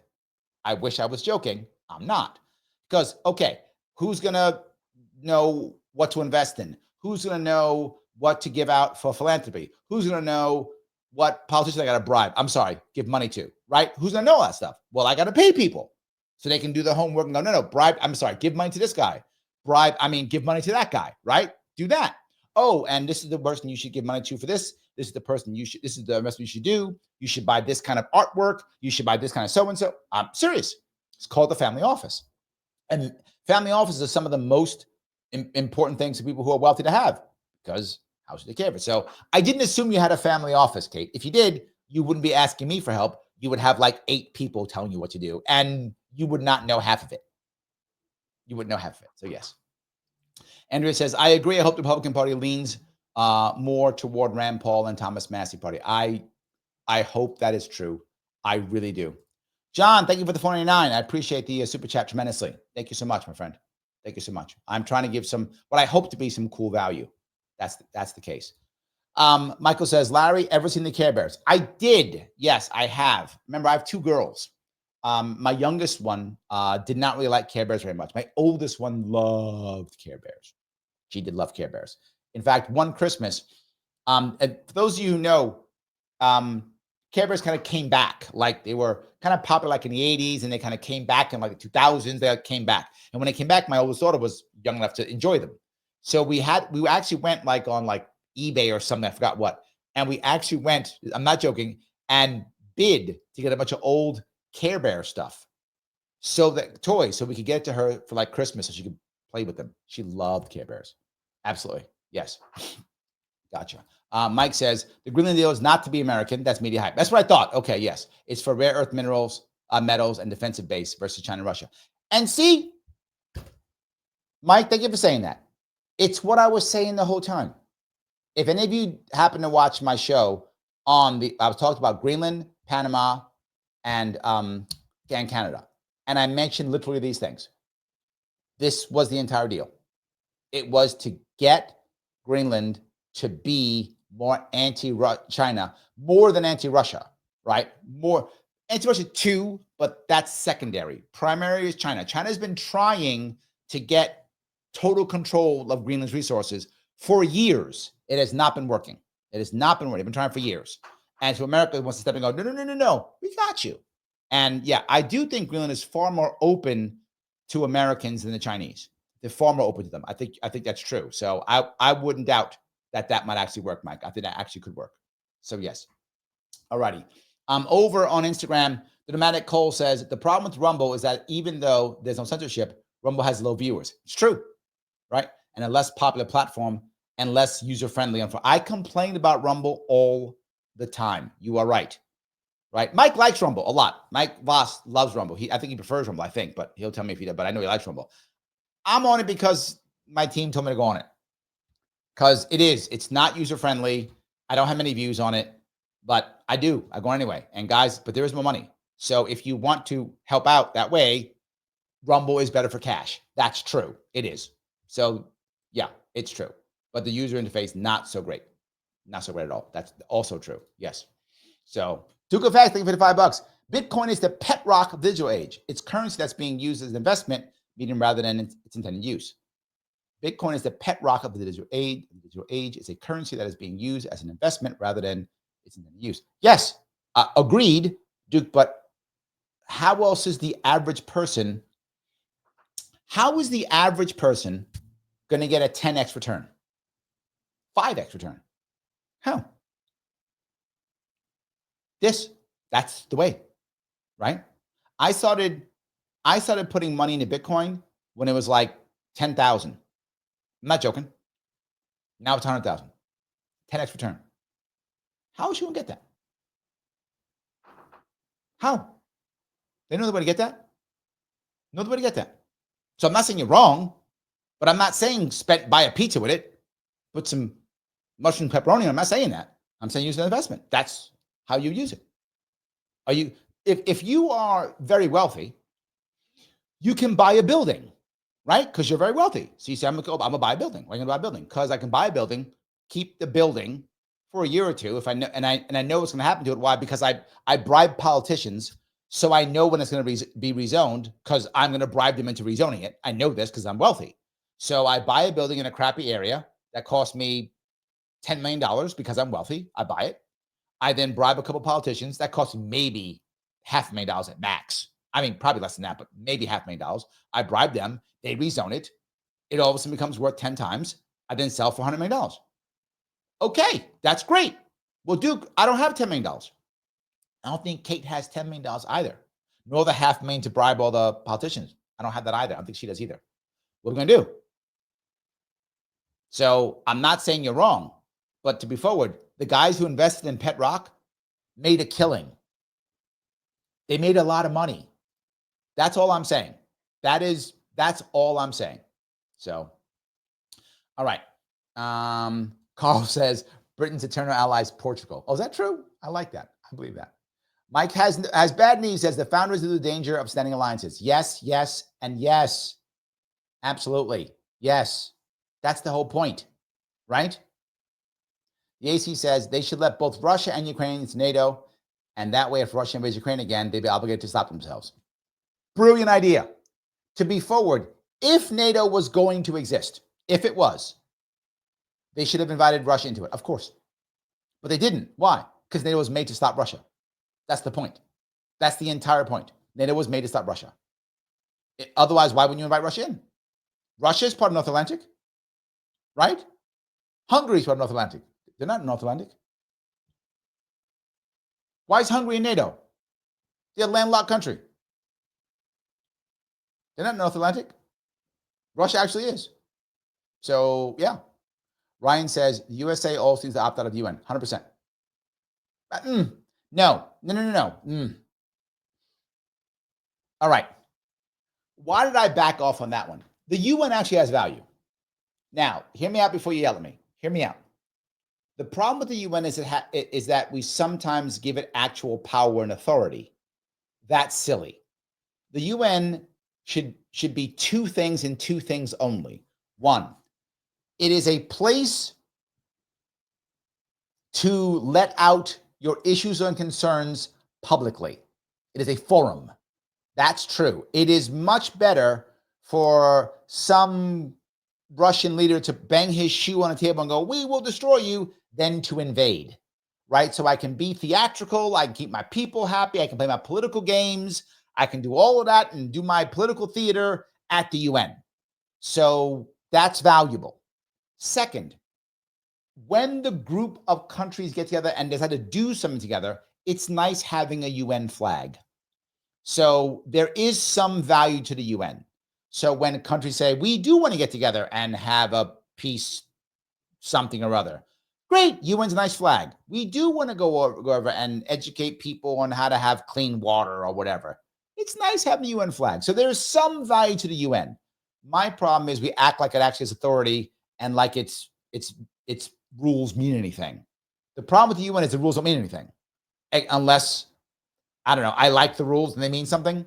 So take away the rules, allow it to be a place for people to be theatrical politically, and then have a cool flag when countries decide to do stuff together. Then I'm for the UN. I'm in for that. And if we're going to pay a couple bucks for that, I think that's worth it. That to me, that's worth it. I like that idea. So yes. All righty. Let's see here. All right. Kim says they will get tired of reading the laws. Then maybe they'll stop making new ones, Kim. Maybe they'll stop making new ones. There we go. John says 2 times pay attention. You can't listen to me at 2 times. Maybe if you are a fellow New Yorker and you've been listening to me for years, maybe you could. That's about the only way you can be listening to me at that. Yes. Colidi says college tuition has crushed families. Yes. Colleges is embarrassment, and college is suffering like this.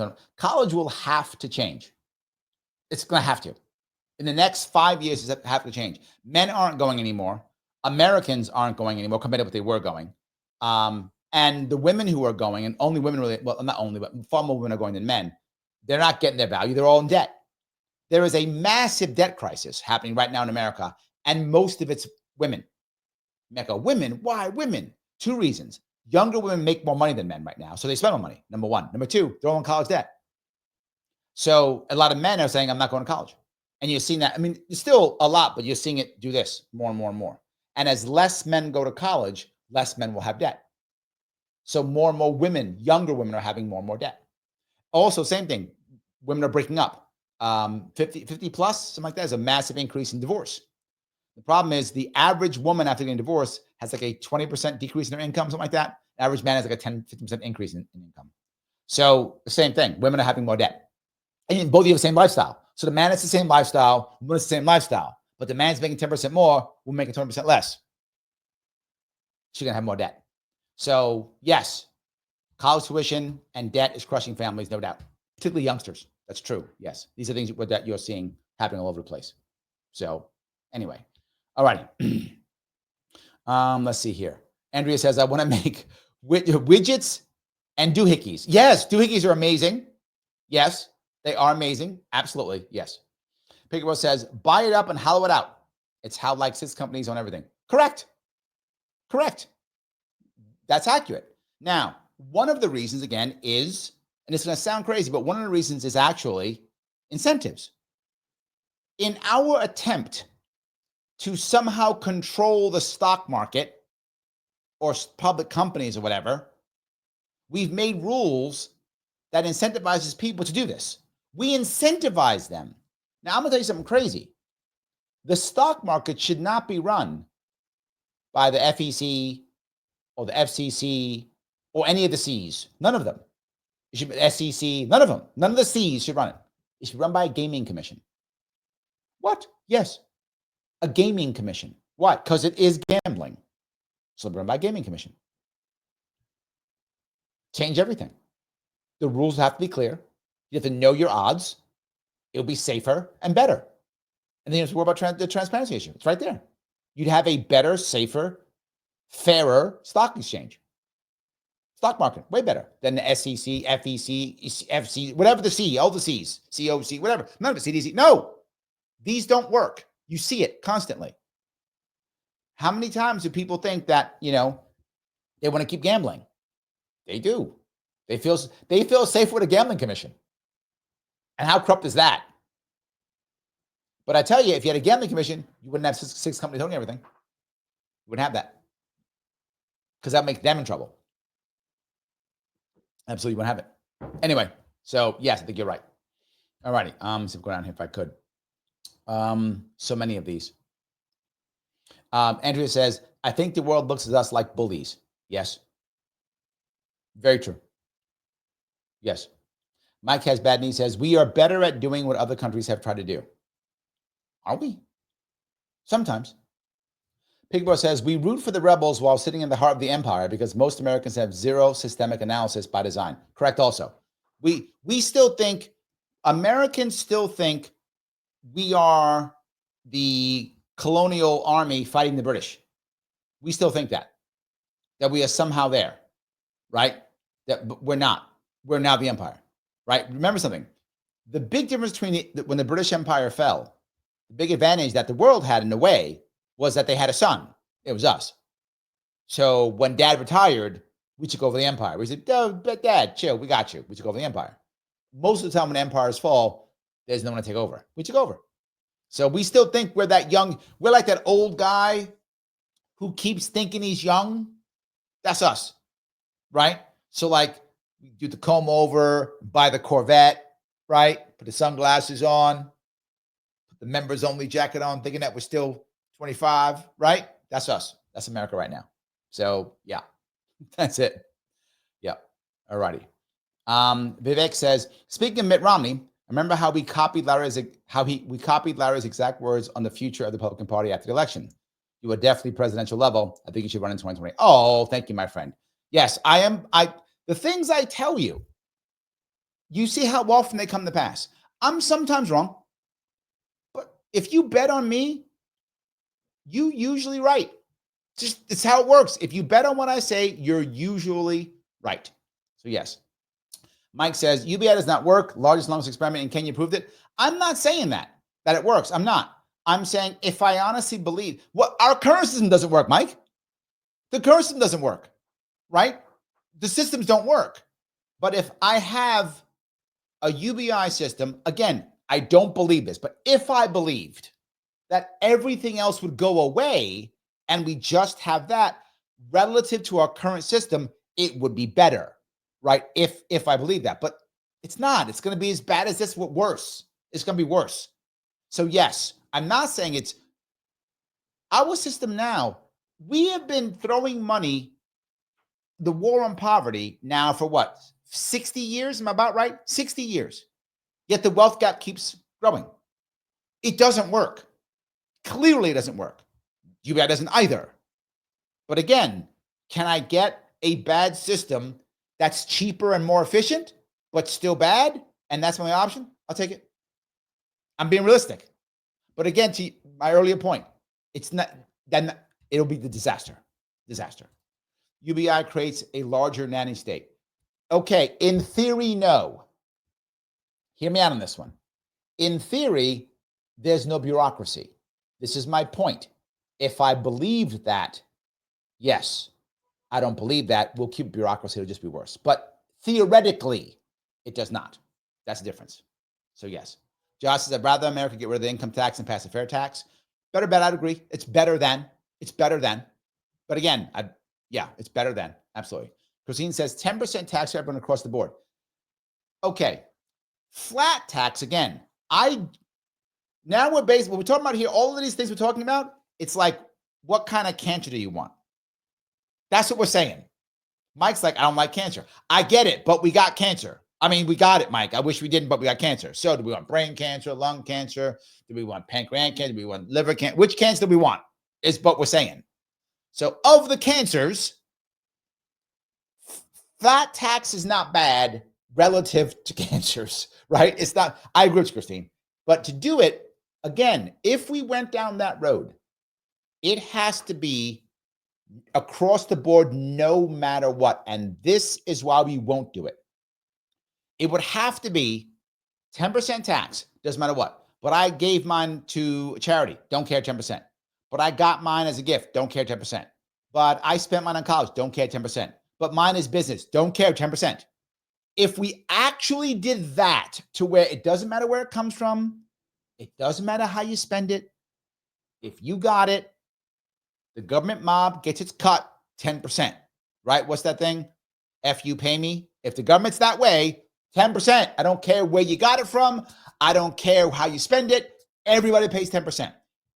If I believed that, I don't. Again, that's why I don't like UBI, because I don't believe it would actually work that way. If it worked your way, Christine, and it was just a flat fee, whatever, and no changes, I'd agree. Why would I agree with this? Because then I'd know if you're raising or lowering my taxes. Did I bring it down to 9? Did I bring it up to 10.5? Did I bring it down to 8.5? I would know if you're now, no one who makes over 400, we don't know. We have no, the tax code's so convoluted, we have no idea. Not just that. The amount of lobbyists that are spending tons and tons of money to fix the tax code so they can hook their buddies up is in the hundreds of millions. They're not going away. They would never let this happen. Again, if I believed it, I'm with you in theory. In practice, the second we did this, there'd be 45,000 exemptions. And we get back to the same tax code again. And the wealthy would only pay 2%, and we'd all be screwed 10% with no deductions. That's what would happen. The wealthy would make money off of this. How do I know this? You see it already happening now with our congestion price that just happened last week. There's already people asking for exemptions. Already happening. So, and they're going to get them. So that's the issue. Christine, in theory, I agree with your flat tax. I do in theory. In practice, though, again, same thing. Unless you're telling me it could be a constitutional amendment that says no tax may ever be over whatever, 10%, something like that, amendment. And in the amendment, it states there may be no exemptions at all under any and all circumstances. Something like that, I'm open to. I'm open to that concept. If it's a constitutional amendment that is that crystal clear, maybe. But other than that, no. I don't. Yeah. I don't. Yeah. And then she says that number doesn't take into account corporate subsidies. Well, yeah, if you get rid of, I want to get rid of corporate subsidies. So yes. Yes. Yeah. IC says, I listen to Larry at 2 times speed. I speak city. Thank you. That's good. UBI is universal basic income. I'm sure someone's already told you that. Yep. There we go. Already there. There we go. Christine says, not pineapple. Thank you, Christine. There we go. Ryan says, pepperoni sauce. You guys are making me want to eat pizza, and I haven't eaten pizza in a very long time. Pizza has carbs. Now, I will sometimes have pizza here or there because my youngest daughter does like pizza. So maybe once a year, I'll have pizza here or there, right? Maybe once a year. If I'm with her and she wants to have it, yeah, I'll do it. But yeah, once in a while. But you guys are not making me want to buy some now. I'm going to go get some pizza. And when I start putting on weight, Ryan, because I'm no longer doing keto because I'm shoving pizza down my gut, I'm going to blame you. It's your fault, Ryan. When I put on weight, it's your fault. I'm going to blame you. This way I feel better about myself. So yes. Christine says, will they serve pineapple pizza in jail? Yes, they will force you to eat it because it's evil and bad. I see you wrong. I used to like you, I see. You and I we speak city together. And now you're going to sit here and do your pineapple on pizza thing for me? Used to like you. Phil says, chicken, bacon, ranch. Okay. Not my thing, but all right. It's not pineapple at least. So yes, absolutely. Ryan says, pineapple on pizza should put you in Jefferson Barracks Mental Hospital forever. Oh, I would accept that. I would accept the fact that you are crazy. I would accept the fact that you are crazy. Yeah, okay. So yeah, you know what? Jail or mental institution. Either one I would accept. Yeah, I would accept either of them. I'm with you on that one, Ryan. I would accept either of those. Yes, absolutely. All righty. Mm-mm-mm. Carl says, listen to Larry at point four. It's funny. Oh, okay. Let's do that. There we go. Larry at point four is like he grew up in Pflugerville, Texas. Okay. I like that one. There we go. Lunatic says 25 trillion when you adjust for inflation and the war on poverty. Jesus, is it that much? Wow. Wow. That's a lot. Okay. I mean, that actually makes sense though, Lunatic. Like when you're adding the inflation, yeah, that makes sense. That makes sense. So, all righty, hold on here. All righty.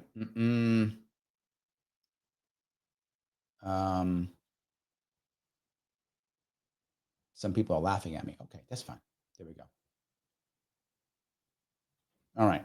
Let me keep going down here if I can. Phil says New York has to have some decent cauliflower pizza crust. I have seen it before. I think that's true. Yes. Phil says, Kim, I like the consumption tax over income tax. Income tax lets them look over our finance. Also true. But again, if we're doing straight 10%, it becomes easier. It's just how much money did you make? That's it. Doesn't matter where it comes from. So it becomes less invasive. You're right, still invasive. It just becomes less invasive.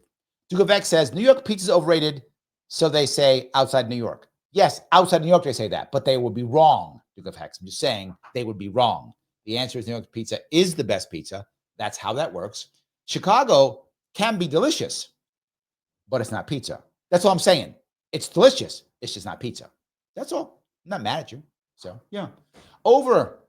Let's see if I can see over at Rumble. The Liberty Lady, thank you for the $1. You always talk about your keto diet. What's your workout / cardio schedule look like? And do you incorporate yoga or meditation? I used to meditate. I learned to meditate back when I was a teenager, believe it or not. I actually studied Taekwondo. I was actually a red belt in Taekwondo. And I used to teach it in the Marine Corps. I haven't done it in years, though. I mean, I probably got some muscle memory for it, but I haven't really done any Taekwondo in at least 2 decades. And it's been a while. So it's been a while. But I probably get back into it if I wanted. I probably could. But no, I don't do meditation. But I did do some with my oldest daughter. She was having some trouble concentrating in high school. So we used to get up in the morning and meditate together. I taught her how. We've done that before in the past. She still does some, but now. I don't do yoga. Never had, never been my thing. But I did do some meditation. Now I don't really much. Generally speaking, I try my best to work out a little bit every day. I don't always do it. I do at least a half an hour on treadmill every day to keep my cardio up. My workout is not for strength. I do some strength training, but not much of it. My workout is for endurance. And so when I do work out, I work out with light weights, a lot of reps, light weights, because I am all about endurance. I'm not against strength, but I'm about, I don't want to be big. I don't have big muscles, not my thing. Not I'm trying to achieve, don't want to achieve it, not trying to achieve, don't need to be a big guy. I just want to make sure that I'm in good shape and I have a lot of endurance, particularly because running for office wears you out. So I always try to drop weight before I run. And I'm considering running here soon. So I've been dropping a lot of weight recently. Some of you have noticed I've dropped a lot of weight. I dropped about, last year, I dropped about 20 pounds last year. Over the course of a year, I dropped about 20 pounds. I went from around 198 to around 178, give or take, in about 12 to 13 months. So, and that's because I keep my cardio up every day. I do some strength training, but just only lightweight, a lot of reps, because I'm trying to keep myself in. I will often work out with weights for 45 minutes straight sometimes, just on reps, up on reps, different reps, exercises, but very lightweight, heavy reps. And it keeps me up, gives me energy. I can still run 3 miles. I'm 56. I can still run 3 miles. So that is my workout routine. No, thank you for caring, I guess, but yes. Liberty says, I'm a first degree black belt in Taekwondo, received in 1997. I'm a little older than you. I got my red belt in 1986. So 85? 85. Sorry, 85. So you're a little bit older than you. But yes, I got mine. I was only 17, 18 when I got mine. So yes. And I taught it in Marine Corps for about a year or so. And then I hardly ever used it ever again. I did a little bit when I got out and then not for years. Last time I've done any kind of taekwondo was probably, no, you know what? I taught my daughters, my oldest daughter, I gave her some basic courses in how to fall, how to block. So probably 15 years ago, I did some.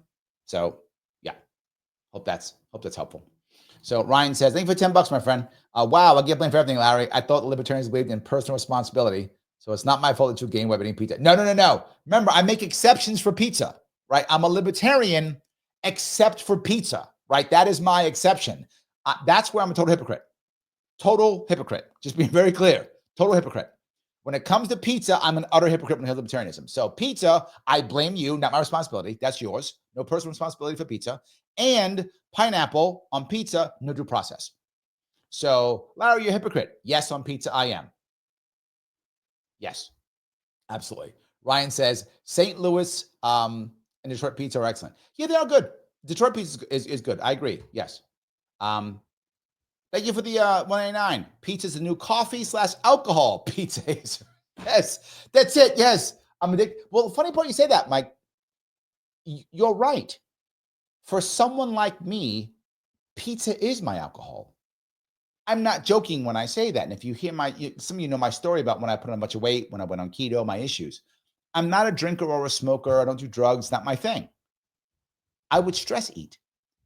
So when I was at my lowest in 2010, when my world was ending, I was eating. That's how I was self-medicating. It was my alcohol. Somebody else might have gone to beer or booze or weed or an opioid or whatever's their thing. They might have gone to their drug of choice. Mine was carbs.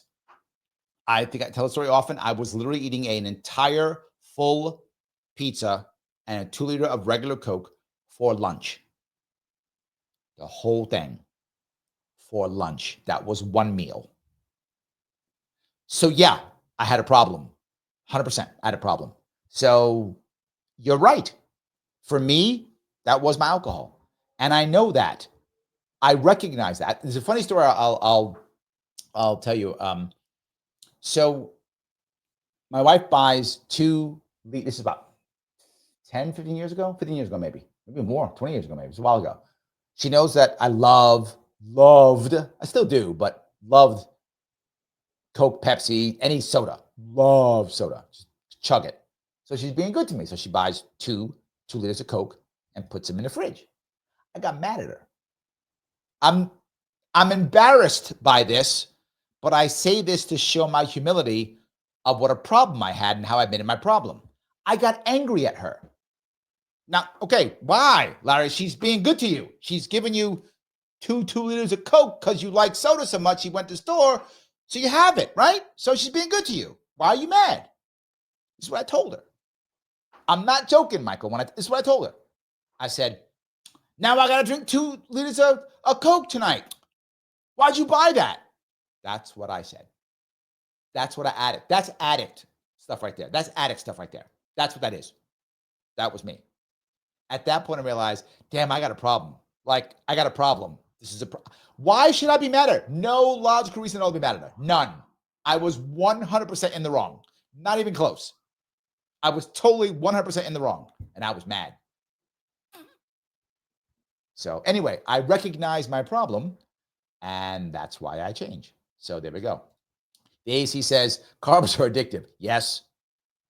100%. Yes. Christine says it's important to know yourself, pizza Nazi. Yes, I am. It's true. Just saying. Yes. Phil says no pizza for you 1 year. Next. There we go. That's how I do it. Yes. All right.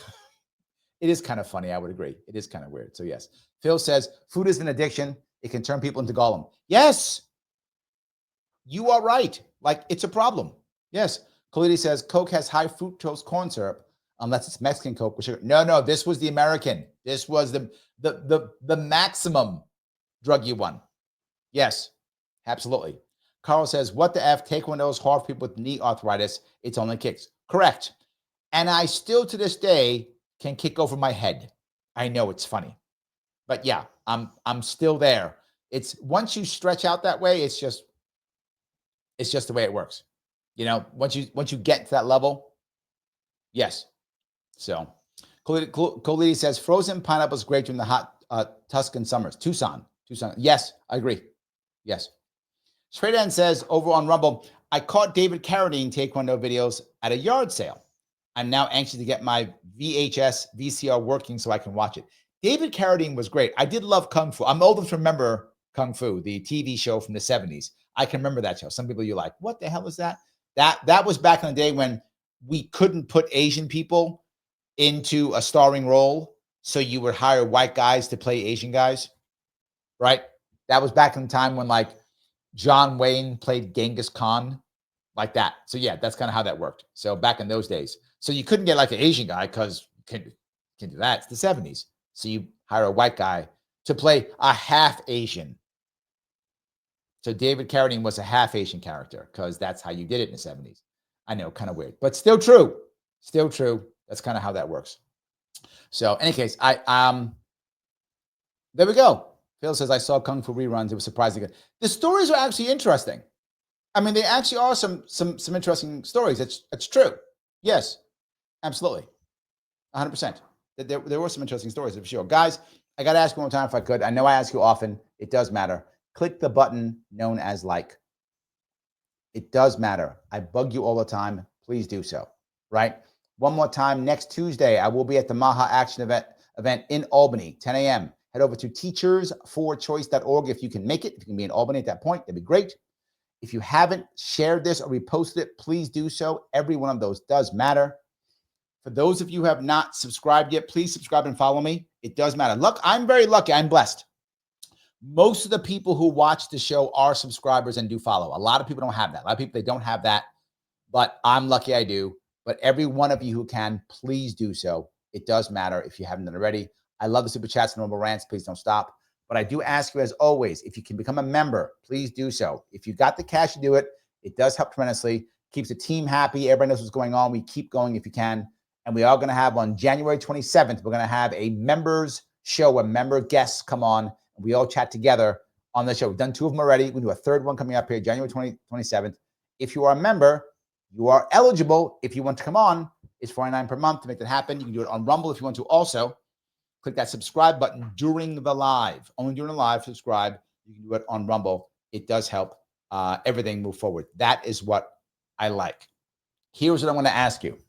Once this live is over, I want you to put your double combo, your favorite double combo pizza topping in the comments below. Double combo, not 1, 2. When you want 2 together on one pizza, what do you want? What do you like the best? Don't say pineapple, but 2. You only say pineapple if you say pepperoni, then you can. Otherwise, just 2. That's all you need. Just 2. Just those 2, if you would. I appreciate it. Guys, I will not be on tomorrow. I will be on Monday night.